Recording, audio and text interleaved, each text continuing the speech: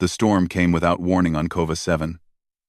Dark clouds rolled across the purple sky like angry waves. Lightning split the air every few seconds. The wind howled through the small human outpost, shaking the metal walls of every building. Park Tae stood at the window of his medical clinic, watching the storm with tired eyes. He was a young man, with a calm face and steady hands. His black hair was messy from a long day of work. He had treated 3 miners for injuries that morning. A child with a fever in the afternoon. An old woman with pain in her chest just an hour ago. Now the day was ending, and he wanted only to sleep. But the universe had other plans. A bright light cut through the storm clouds. Tae pressed his face against the glass and watched as something fell from the sky. It was not lightning. It was something solid. Something burning. It crashed beyond the eastern ridge with a sound like thunder. And the ground shook beneath his feet. Tae did not wait. He grabbed his medical bag and ran out into the rain. The wind pushed against him as he climbed the rocky path toward the crash site. His boots slipped on wet stones. Rain soaked through his jacket in seconds, but he kept moving. On a planet like Kova 7, survival was not about comfort. It was about action. He found the escape pod in a crater of smoking dirt. The metal shell was cracked open like an egg. Flames danced along one side despite the rain. Tae covered his face with his arm and moved closer. Inside the wreckage, he saw her. She was not human. Her skin was pale blue, like the ice lakes on Earth that Tae had only seen in pictures. Her hair was silver and long, spread across the broken floor like spilled moonlight. She wore armor that looked expensive and strong, but it was shattered now. A deep wound ran across her side. Dark blood, almost purple, flowed from the cut. Tae had never seen a Lunari in person before. Everyone knew about them. They were one of the most powerful species in the galaxy. Proud warriors, ancient rulers, they looked down on humans like humans looked down on insects. The Lunari believed they were better than everyone else. But right now, this Lunari woman was dying. Tae did not think about politics. He did not think about hate. He only thought about the wound that would kill her if he did not act fast. He reached into the pod and carefully pulled her out, lifting her over his shoulder. She was lighter than he expected. The walk back to the clinic took 20 minutes. The storm tried to stop him. The wind pushed. The rain blinded. But Tae was stubborn. He had grown up on a colony world where giving up meant death. He had learned to keep walking when his body wanted to stop. He kicked open the clinic door and carried her inside. He laid her on the medical table and turned on all the lights. His hands moved fast now. He cut away the broken armor around her wound. He cleaned the blood. He examined the injury. It was bad. Very bad. The cut was deep, and something had poisoned the edges. The flesh around the wound was turning black. Whatever weapon had done this was designed to kill slowly and painfully. Tae worked through the night. He used every tool he had. He cleaned the poison with chemicals from his supplies. He stitched the wound with steady fingers. He gave her medicine through a needle in her arm. Human medicine, the only medicine he had. The galactic races said human medicine was primitive. They said it was like using stones when everyone else had starships. But Tae knew something they did not. Human medicine was built on thousands of years of fighting death. It was simple. Yes. But it worked. Hours passed. The storm outside grew quiet. The first light of morning began to glow through the windows, and then her eyes opened. Tae was leaning over her, checking her bandages, when he felt her gaze. He looked up and found himself staring into eyes that glowed like violet stars. They were beautiful and terrifying at the same time. They held power. They held warning. The Lunari woman did not move. She only watched him with those burning eyes. "Be careful, human," she said. Her voice was soft but strong, like a blade wrapped in silk. "I am no ordinary woman." Tae did not step back. He did not look away. He had learned long ago that fear was a choice. He chose not to feel it. "And I am no ordinary medic," he replied. His voice was calm and even. "Now hold still." I need to check your stitches. Something flickered in her eyes. Surprise. Perhaps. Or confusion. She was not used to humans who did not tremble before her. She was not used to anyone who met her gaze without fear. You know what I am, she said. It was not a question. I know you are hurt, Tay answered. I know you would have died if I left you in that pod. That is all I need to know, right now. He returned to his work, checking her wound, adjusting her bandages. The Lunari woman watched every movement of his hands. She watched the way he touched her with care, but without hesitation. She watched the focus in his eyes. Why? She asked finally. Your kind and my kind are not friends. We have never been friends. Why did you save me? Tay finished his work and stepped back. He looked at her with a tired smile. Pain does not care about politics, he said. And neither do I. You needed help. I could give help. It is that simple. The Lunari woman said nothing. She only stared at him like he was a puzzle she could not solve. Outside, the suns of Kova 7 began to rise. Twin balls of orange light climbed over the mountains and filled the clinic with warmth. The storm was gone. A new day had begun. Tay walked to the window and looked out at the quiet world. Behind him, the most dangerous woman in the galaxy lay on his table, alive because of his hands. He did not know her name yet. He did not know why she had crashed on his planet. He did not know what trouble would follow her here, but he knew one thing for certain. His life would never be the same again. 3 days passed on Kova 7. The Lunari woman healed slowly but steadily. Tay checked her wounds every morning and every night. He changed her bandages. He gave her medicine. He brought her food and water. She ate very little. She spoke even less. But she watched him constantly with those glowing violet eyes.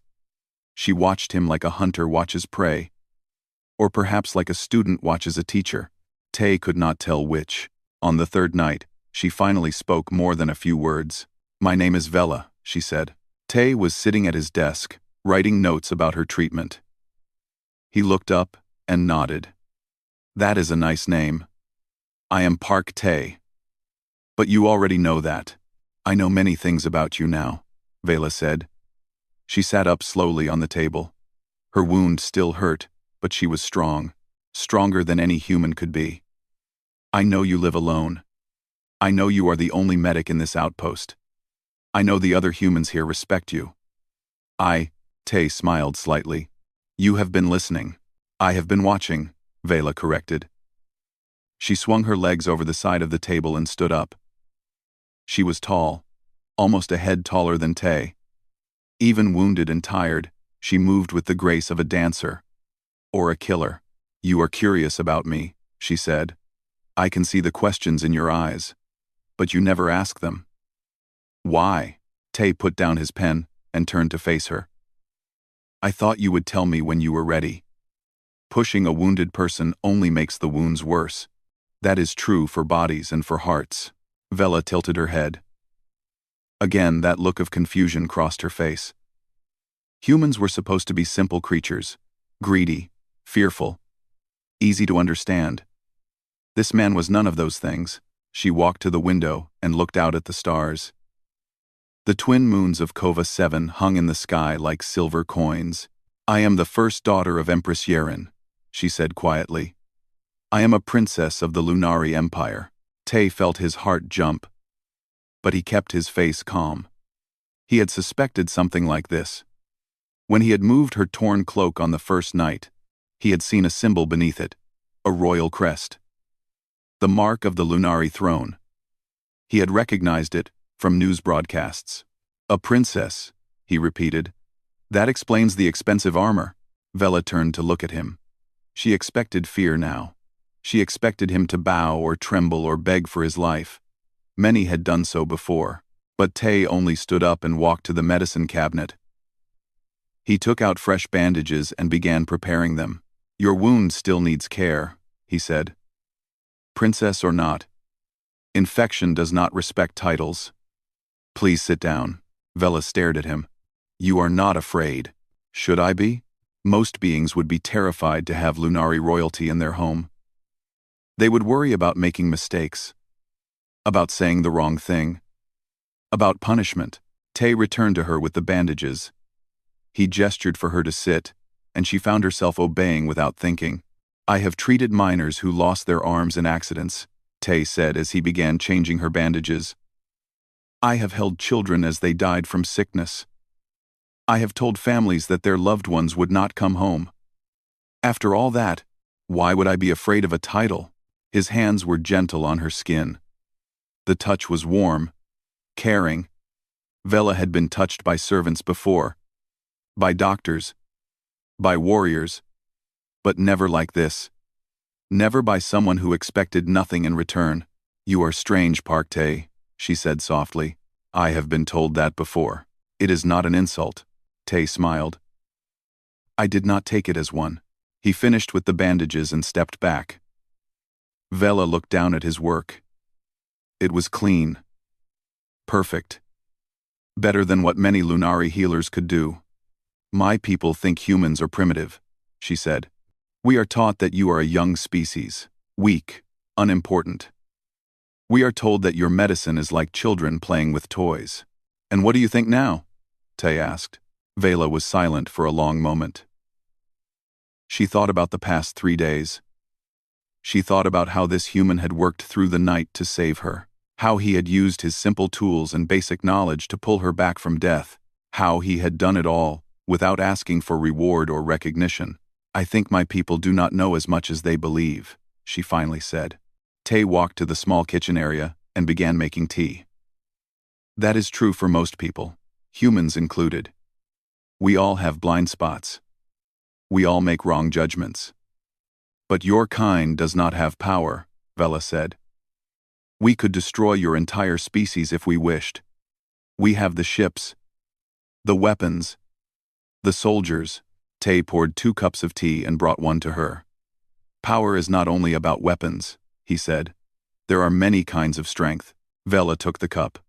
The tea was warm in her hands. She had never tasted human tea before. It was simple, slightly bitter, but somehow comforting. Why did you really save me? She asked again. Tell me the truth. Did you know who I was? Did you want a reward? Tae sat down across from her and held his own cup. Steam rose between them like a gentle fog. When I found you, he said slowly, I saw a person dying. I did not see a Lunari. I did not see a princess. I did not see an enemy or an opportunity. I saw someone who needed help.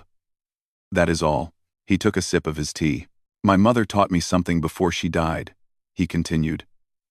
She said that we do not help people because they deserve it. We help because helping is who we choose to be. The person we save does not matter.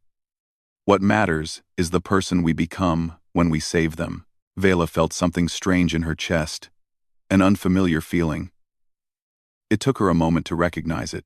Respect. For the first time in her long life, she felt true respect for a human being. Not fear. Not pity. Not amusement. Respect. She raised her cup of tea toward him. Then I thank you, Park Tae, for saving my life, and for teaching me something new about the galaxy. Tae raised his cup in return. You are welcome, Princess Vela. Now rest. Your body still has much healing to do. Vela nodded and lay back down. But as she closed her eyes, she did not feel like a princess anymore. She felt like a student who had just begun a very important lesson. The peace on Kova 7 did not last. It never did. On the 5th night after Vela's crash, Tae woke to the sound of his alarm system. It was a simple thing he had built himself. Wires connected to sensors around the outpost. When something crossed them, a small bell rang in his room. Tonight, the bell rang 3 times. 3 separate sensors, 3 intruders. Tae moved silently out of bed. He did not turn on any lights. He had lived on dangerous worlds long enough to know that darkness was a friend to those who knew how to use it. He crept to Vela's room and found her already awake. Her violet eyes glowed faintly in the shadows. They found me, she whispered. Who are they? Tae asked. Lord Kane's assassins. Vela's voice was cold with anger. He is a general in my mother's army. He wants the throne for himself. He tried to kill me aboard my own ship. I escaped in the pod, but he must have tracked it here. Tay nodded. He had no time for more questions. Can you fight? Vela stood up slowly. Her wound was better, but not healed. Not well. But I can try. Then stay here, protect yourself. I will handle the others. Vela grabbed his arm. You cannot fight Lunari assassins. They are trained from birth. They are faster and stronger than any human. They will kill you in seconds. Tay looked at her with calm eyes. Maybe. Maybe not. But those are my people out there in the outpost. If I do not stop the assassins, they will kill everyone looking for you. He pulled his arm free and slipped out into the night. The outpost was small. 30 buildings scattered across a valley. Most of the colonists were miners who dug precious metals from the mountains. They were simple people. Families. Workers. They had no idea that death was walking among them tonight. Tay moved between the shadows of the buildings. He knew every rock and every corner of this place. He had lived here for 5 years. The assassins did not know the land. That was his first advantage. He spotted the first one near the water tower, a tall figure in black armor, moving with liquid grace. The assassin carried an energy blade that hummed with deadly light. Tay did not have fancy weapons. He had a knife. He had some rope. He had his mind. That would have to be enough. He climbed up the back of the water tower without making a sound. He had learned to climb as a child on the rough colony where he was born. His fingers found holds in the metal. His feet pressed against silent spots. When he reached the top, he looked down at the assassin. The Lunari did not look up. Why would he? Humans were supposed to be clumsy and loud. Humans were supposed to be easy prey. Tay dropped a small rock to the left of the assassin. The Lunari spun toward the sound, blade raised, and Tay dropped onto his back from above. The fight was ugly and fast. Tay wrapped his rope around the assassin's neck. The Lunari was stronger, but surprise had given Tay a few precious seconds. He held on with all his strength as the assassin thrashed and clawed at him. Finally, the assassin fell. Tay breathed hard. His arms shook. He had won, but barely. He took the energy blade from the fallen assassin and moved on. The second assassin was smarter. She had found one of the colonists, an old man named Juan, and was holding him with a knife to his throat. Human, she called out into the darkness. I know you killed my partner. Come out now. Or this man dies. Tay stepped out of the shadows. He held the energy blade at his side. The blue light painted his face. The assassin laughed. A human with a Lunari blade. How amusing. Do you even know how to use it? No, Tay admitted. But I know how to use this. He threw a handful of dust into her eyes. The assassin cursed and stumbled back, releasing one. The old man ran, and Tay attacked. He did not try to fight with skill. He had none. He fought with desperation. He swung the blade wildly, forcing the assassin to defend. He pushed forward when he should have retreated. He screamed when he should have been silent. It was not pretty. It was not elegant. But it was human. It was the way humans had fought for thousands of years. Not with grace, but with fire. Not with perfection, but with passion. The assassin cut him across the shoulder. Tay felt the burn of pain but did not stop. He grabbed her arm and pulled her close. Then he drove his knife into the gap in her armor. She fell. Tay stood over her, bleeding and breathing hard. 2 down. 1 to go. The third assassin found him first. A blade of energy swung from the darkness and nearly took his head. Tay fell backward, rolling across the dirt. He looked up and saw the largest Lunari yet. This one was a mountain of muscle and hate. Impressive, human, the assassin growled. You have killed 2 of my kind. No human has ever done that. But your luck ends now. He raised his blade for the killing strike, and Vela's sword burst through his chest from behind. The assassin's eyes went wide with shock. He tried to turn, but his body would not obey. He fell forward and did not move again. Vela stood behind him, holding her blade with both hands. Blood ran down her side. She had torn her wound open to save Tay. Tay stared at her. "I told you to stay inside. I do not take orders from humans," Vela replied. But she was smiling slightly. "You fought like a wild animal. I have never seen anything like it." Tay laughed despite the pain. "We call it desperation. Humans do their best work when they have no other choice." Vela walked to him and offered her hand. Tay took it, and she pulled him to his feet. They stood there in the darkness, surrounded by fallen enemies, bleeding and exhausted. "Your kind was supposed to be weak," Vela said quietly. "I was taught that humans were barely worth noticing." 71 of 7. Tay wiped blood from his face. "We are not weak. We are just patient. We let others underestimate us. And then we surprise them." Vela looked at the 3 dead assassins. 3 of the deadliest killers in the galaxy, killed by a medic and a wounded princess on a forgotten planet. "You are full of surprises, Park Tay," she said. "So I have been told." He looked at her bleeding side and sighed. "Now come. We need to treat that wound before you undo all my hard work." Together, they walked back to the clinic. Above them, the stars watched in silence. And somewhere in the galaxy, Lord Cayenne was about to learn that his assassins had failed. By morning, Vela was dying again. Tay had stitched her wound closed after the fight. He had cleaned it.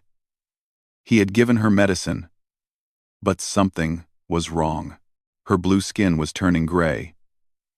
Her violet eyes were losing their light. Her breathing was becoming slow and shallow. "What is happening?" Tay demanded. He ran every test he knew. He checked her blood. He examined the wound. Nothing made sense. Vela lay on the medical table, too weak to move. "Poison," she whispered. The assassin's blades were coated with venom of silence. "It is a toxin designed to kill Lunari slowly. There is no cure." Tay felt cold fear grip his heart. "No cure? There must be something. Some medicine. Some treatment. None that humans have." Vela closed her eyes. "I have perhaps 3 days, maybe less. The poison will spread through my blood and stop my heart. It is a death designed for royalty. Slow enough to watch. Certain enough to guarantee." Tay stood frozen for a moment. He thought about the past week. He thought about saving her from the pod. About treating her wounds. About learning her name and her story. About fighting assassins in the dark. He was not going to let her die. Not like this. "Tell me everything about this poison," he said. "Every detail. How it works. What it attacks. Everything." Vela opened her eyes slightly. "Why? What can you possibly do?" "I do not know yet. But I will find something. Now talk." Vela was too tired to argue. She told him everything she knew. The poison was made from a rare plant on the Lunari homeworld. It attacked the cells of Lunari blood, breaking them down one by one. Lunari medicine had tried for centuries to find a cure, but the poison was too complex, too clever. Tay listened carefully. Then he went to his computer and began to search. Human medicine was young compared to the galaxy, only a few hundred years old in its modern form. But those few hundred years had been filled with desperate fights against impossible enemies, diseases that killed millions, infections that had no cure, viruses that adapted faster than any treatment. Humans had faced death countless times, and they had learned to fight back. Tay searched through old Earth medical records. He read about antibodies and immune responses. He studied how human scientists had created cures for poisons that seemed uncurable. He looked for patterns, for ideas, for hope. The first day passed. Vela grew weaker. Tay did not sleep. He did not eat. He worked at his table, mixing chemicals, testing samples, adjusting formulas. The colonists brought him food that he forgot to touch. They brought him water that went cold beside him. The second day came. Vela could no longer speak. Her breathing was barely a whisper. Tay's hands shook from exhaustion, but he kept working. He had found something in the old Earth records. A technique used long ago to fight snake venom. Scientists had taken the poison itself and used it to create a cure. They had trained the body to fight back by giving it a small taste of death. Could he do the same for Lunari poison? He took a sample of the toxin from Vela's blood. He mixed it with human antibodies that he had grown in his small laboratory. He adjusted the formula again and again, testing it on tiny samples of her blood under his microscope. Failure, failure, failure. His eyes burned. His body screamed for rest. But every time he wanted to stop, he looked at Vela, lying so still on that table. And he kept going. On the third night, something changed. He looked into his microscope and saw the poison cells dying. His formula was working. The human antibodies, adapted and changed, were attacking the toxin. They were winning. Tay felt tears run down his face. He did not try to stop them. He prepared the injection with trembling hands. He walked to Vela's side. She was so pale now. So still. Her heartbeat was barely a flutter on the monitor. "Please work," he whispered. "Please." He pushed the needle into her arm and injected the cure. Then he waited. Hours passed. Tay sat beside her bed, holding her cold hand. He watched the monitor. He watched her face. He prayed to whatever gods might be listening. Just before dawn, her eyes opened. They were bright again, violet and glowing. She looked at him with confusion. "I am alive," she said. Her voice was weak but steady. Tay laughed. It was a broken sound, half joy and half exhaustion. "You are alive." The cure worked. Vela stared at him. She saw the dark circles under his eyes, the trembling in his hands, the tears on his face. "You look terrible," she said. "Thank you. I have been working." "For how long?" 3 days. Maybe more. I lost count. Vela's eyes widened. 3 days without sleep. 3 days fighting a poison that the greatest Lunari doctors could not defeat. 3 days refusing to give up. "Why?" she whispered. "Why did you push yourself so hard? You could have died from exhaustion." "I have." Tay finally let go of her hand. He leaned back in his chair, so tired he could barely keep his eyes open. "Because giving up was never an option," he said. "That is what humans do. We fight until we cannot fight anymore. And then we fight some more." "Our climb." Vela watched him for a long moment. This strange, stubborn, impossible human. He had saved her twice now. First from her wounds, now from a poison that should have killed her. She reached out and touched his face. Her fingers were still cold, but getting warmer. "Thank you, Park Tay," she said softly. "I owe you my life." Tay smiled with his eyes already closing. "You owe me nothing. Just get better. That is all the thanks I need." His head fell back, and he was asleep before he could hear her answer. Vela lay there watching him sleep. This human who had given everything to save her. This man who asked for nothing in return. She thought about all the lessons she had learned as a princess. All the training, all the wisdom of her ancient race. None of it had prepared her for this. None of it had taught her that sometimes the smallest beings in the galaxy could have the largest hearts. She closed her eyes and let herself heal. But she did not let go of his hand. Outside, the suns rose over Cova 7. A new day had begun, and against all odds, they were both alive to see it. A week after her recovery, Vela was strong enough to walk again. She spent her days exploring the small outpost, watching the humans live their simple lives. She saw miners return from the mountains with tired smiles. She saw children play in the dusty streets. She saw families share meals and laughter. It was so different from the Lunari Empire. There, everything was about power and status, about who was stronger, about who deserved to rule. Here, on this forgotten planet, people simply lived. They helped each other. They cared for each other. They were happy. Vela did not understand it, but she wanted to. One morning, she approached Tay while he was working in his garden. He grew vegetables behind the clinic, a small square of green in the rocky desert. "I need to contact my mother," she said. Tay looked up from his plants. "The Empress?" "Yes. I must tell her about Lord Kain's betrayal. And I must let her know I am alive."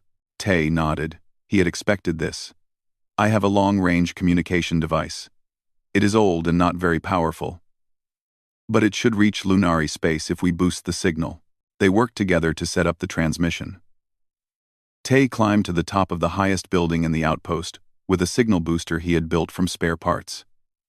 Vela stayed below with the communication device. When everything was ready, Vela activated the secure channel that only the royal family knew. The screen flickered, and then a face appeared. Empress Yeren was beautiful in the cold way of Lunari royalty. Her silver hair was arranged in an elaborate crown.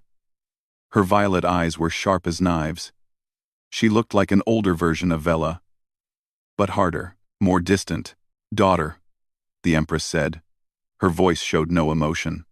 "I was told you were dead."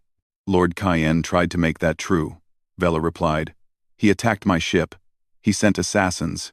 He used the venom of silence." For the first time, emotion flickered across the Empress's face. Surprise. And something that might have been concern. "The venom has no cure," she said.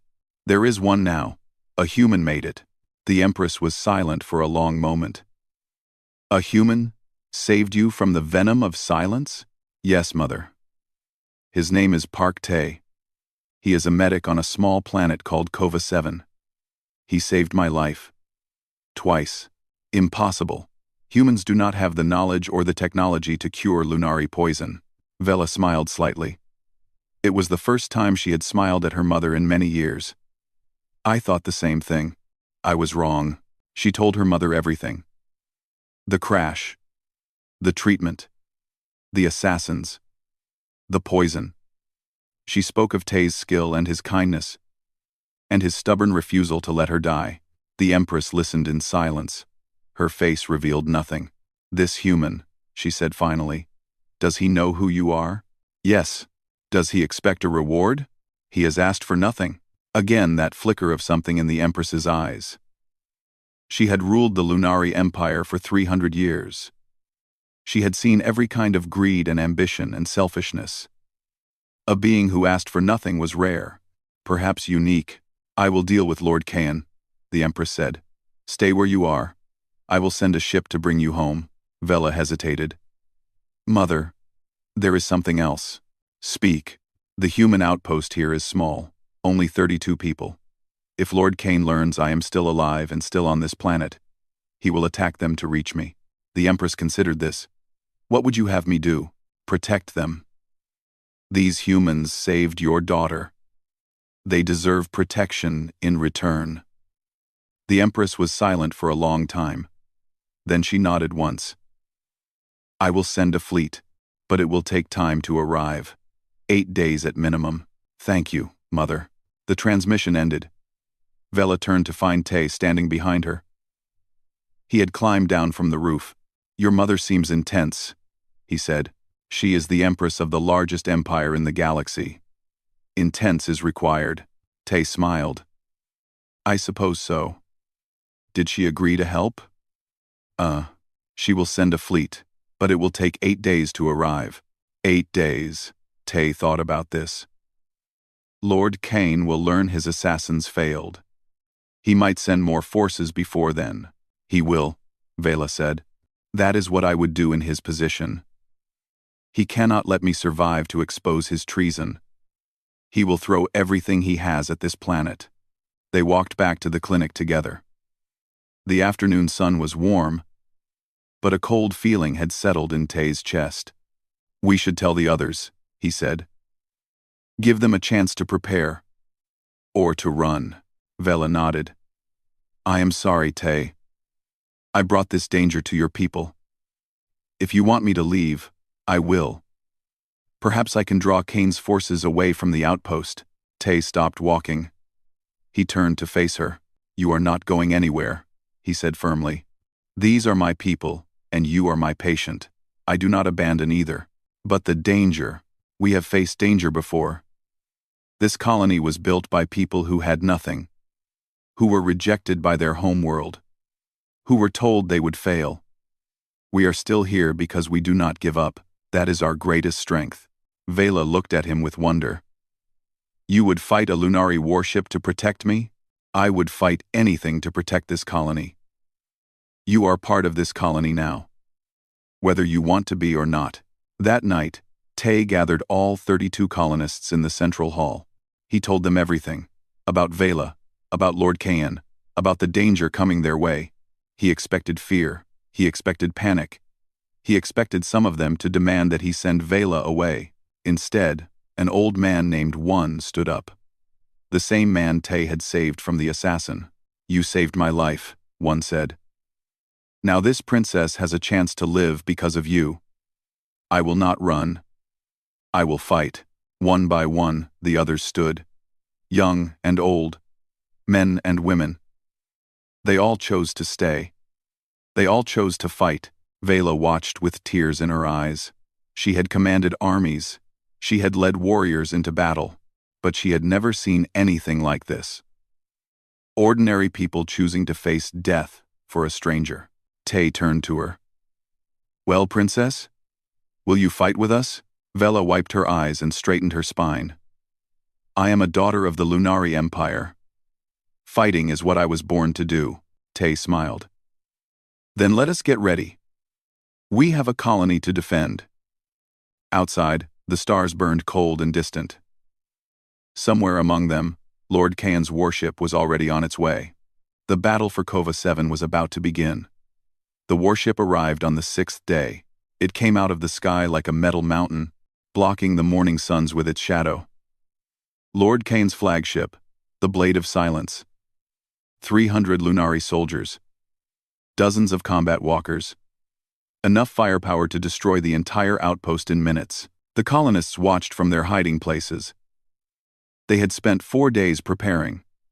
Digging trenches, building walls, creating traps with mining explosives. They were not soldiers, they were miners and farmers and workers, but they were ready to fight. Tay stood at the center of the outpost, watching the warship descend. Vela stood beside him, her sword at her hip. Are you afraid? She asked. Yes, Tay admitted. Only fools are not afraid. But fear does not stop me. It sharpens me. A communication signal came from the warship. Tay answered it. Lord Kayan's face appeared on the screen. He was a cruel-looking Lunari with scars across his cheek and cold hatred in his eyes. Human, he said with disgust. I am here for the princess. Give her to me, and I will let your people live. Tay looked at the screen calmly. I do not believe you. And even if I did, I would not hand over anyone to a coward who sends assassins in the night. Kayan's face twisted with rage. You dare insult me? You are an insect. Less than nothing. I will burn your little village to ashes. You can try, Tay said. But many have underestimated humans before. They usually regret it. He ended the transmission. The battle began minutes later. Kayan's forces landed in the valley and advanced toward the outpost. They moved with perfect formation, confident in their overwhelming strength. 300 elite warriors against 32 civilians. It should have been a slaughter. But the humans had other plans. The first wave of soldiers marched straight into a minefield. Explosions ripped through their ranks. Bodies flew through the air. The perfect formation shattered into chaos. Kayan screamed orders through his communicator. It is a trap. Spread out. Find cover. But there was no cover. The humans had spent 4 days clearing the land around the outpost. Every rock, every bush, every shadow that could hide an enemy had been removed. The Lunari soldiers were exposed in the open. The colonists fired from their hidden positions. They did not have energy weapons like the Lunari. They had mining tools, rock cutters that could slice through steel, explosive charges designed to break mountains, heavy machines meant for digging tunnels. They were not elegant weapons, but they were deadly. Tay coordinated the defense from the center of the outpost. He watched the battle through cameras and sensors, directing the colonists through their communicators. 1. 3 soldiers approaching your left. Hana. Fall back to position 2. Sue. Tell your mother to activate the next trap. Hana. Sue was only 12 years old. She had refused to hide with the youngest children. Instead, she ran messages between positions, carrying ammunition and supplies. Her small body could move through spaces the adults could not reach. Got it, Tay, she shouted, running toward her mother's position. The Lunari soldiers pushed forward despite their losses. They were trained warriors. They adapted to the traps and found paths through the minefields. They began to reach the outpost walls. Vela met them there. She was not fully healed. Her wound still ached. But she was still a Lunari princess, trained in combat since childhood. She cut through the first soldiers like wind through grass. Her blade sang in the air, drawing lines of light and blood, but there were too many. For every soldier she killed, 2 more took their place. She was pushed back, surrounded. A blade cut across her arm. Another struck her leg. She fell to one knee, still fighting. Then Tay was there. He had left the command post and grabbed a weapon from a fallen soldier. He was not a skilled fighter. He had no training. But he threw himself into the battle anyway. Get up, he told Vela. This is not over yet. Together, they held the wall. Human and Lunari. Medic and princess. They fought side by side, back to back, until the assault wave finally broke and retreated. But the worst was yet to come. Kane sent his combat walkers, giant machines on 4 legs, armed with cannons that could level buildings. 3 of them advanced toward the outpost, their metal feet shaking the ground. The colonists had no weapons that could stop them. Old One stepped forward.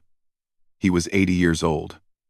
A retired engineer who had built mining machines his whole life. He understood how things worked, and he understood how things could be destroyed. I have an idea, he said. He took the biggest mining explosive they had and began walking toward the walkers. One, no, Tay shouted. You cannot survive that. One looked back with a peaceful smile. I have lived a long life. Young Tay. I have seen my children grow. I have seen my grandchildren born. There is nothing left for me to fear. He kept walking. The walkers fired at him. He dodged the first shot, the second. The third caught him in the shoulder, spinning him around. But he kept going. He reached the first walker and climbed onto its leg. The machine tried to shake him off. He held on with bleeding hands. Then he activated the explosive. The blast destroyed all 3 walkers at once. One disappeared in the fire. But his sacrifice created a gap in Kane's forces that the colonists used to push back. Hana, a young woman who had never held a weapon before this week, led a charge that broke through the Lunari left flank. She fought with a fury that surprised even herself. She was defending her home, her family, her people. The battle raged for hours. The colonists lost people. Good people. Friends and neighbors who died defending a stranger from the stars. But they did not give up. They did not break. As the second sun set, Lord Kyan stood at the edge of the battlefield, staring at the small outpost that refused to fall. He had lost half his soldiers. His walkers were destroyed. His perfect plan was in ruins. How? He whispered. They are only humans. But that was his mistake. He had seen only weakness where there was strength, only primitives where there were survivors, only 32 people where there was an unbreakable will to live. The battle was not over, but the humans were winning, and somewhere in space, the Empress's fleet was getting closer with every passing hour. The dawn of the 7th day brought the Empress's fleet. They came out of the sky like silver arrows, 100 warships that made Lord Kane's flagship look like a toy. The largest ship carried the symbol of the Lunari throne, and aboard it stood Empress Yeren herself. Kyan tried to run. He ordered his remaining soldiers back to the Blade of Silence and attempted to flee into space. But the Empress's ships surrounded him before he could escape. Lord Kane, the Empress's voice echoed across all channels. You are charged with treason against the throne. Attempted murder of a royal princess. and the massacre of civilians on a neutral world. Surrender, now, or be destroyed. Kyan knew he had lost. His face appeared on the communication screen, twisted with fear and rage. "This is not over," he spat. "There are others who share my vision. The Empire is weak. Humans are spreading across the galaxy like a disease. Someone had to act. Someone did act," the Empress replied coldly. "My daughter. And the humans who stood beside her. They showed more honor than you ever did. Take him." Lunari soldiers boarded the Blade of Silence. Kyan was dragged away in chains, screaming curses that no one listened to. The battle for Kova 7 was over. Tay stood in the ruins of the outpost, watching the Imperial ships descend. His body was covered in cuts and bruises. His clothes were torn and stained with blood. Some his own, some not. He had not slept in 3 days, but he was alive, and most of his people were alive. That was what mattered. Vela limped toward him. Her wounds had reopened during the battle. She looked as tired as he felt. "My mother is here," she said. "I noticed. Hard to miss 100 warships." Despite everything, Vela smiled. "You should probably clean up before meeting her." Why? She is coming to my planet. I think she should accept me as I am." Vela laughed. It was a strange sound in the middle of all this destruction. But it was a good sound. The Empress's shuttle landed in the center of the outpost. When the doors opened, Empress Yeren stepped out, surrounded by her royal guard. She was even more impressive in person than on the screen. Tall and beautiful and terrible. Like a storm given form, she walked straight to Tay and stopped before him. The remaining colonists watched nervously. They had never seen an alien empress before. They did not know what to expect. Tay met her eyes without looking away. He was too tired for fear. "Park Tay," the Empress said. "I am told you saved my daughter's life. Twice. I did what needed to be done, Empress. Nothing more." "Nothing more?" Yeren looked around at the destroyed outpost. The makeshift fortifications, the bodies being gathered for burial. You and 32 civilians held off a Lunari warship. You fought soldiers who have trained for centuries. You created a cure for a poison that has killed thousands of my kind. And you call this nothing? Tay shrugged slightly. "We did what we had to do to survive. That is all." The Empress was silent for a long moment. She studied this small human, this medic from a forgotten planet. He had no army, no great wealth, no political power, and yet he had done something that her greatest generals could not. "Why?" she asked. It was the same question Vela had asked him days ago. "Why did you help my daughter? Why did you risk everything? Your people have gained nothing from the Lunari.